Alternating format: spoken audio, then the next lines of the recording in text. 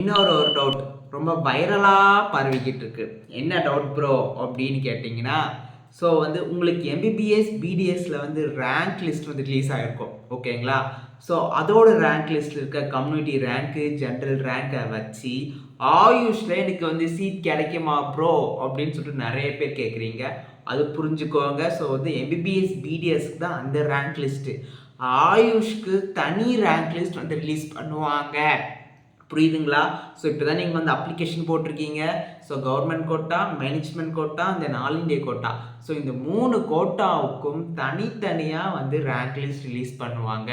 So 7.5 ரிசர்வேஷனுக்கு தனியாக rank list release பண்ணுவாங்க. அந்த மேனேஜ்மெண்ட் அந்த ஆயுஷ்ல தனியா ரேங்க் லிஸ்ட் ரிலீஸ் பண்றாங்க இல்லையா? அந்த ரேங்க் லிஸ்ட்டை வச்சு தான் உங்களுக்கு சீட் கிடைக்குமா இல்லையா அப்படின்னு சொல்லிட்டு கன்ஃபார்மா தெரியும்.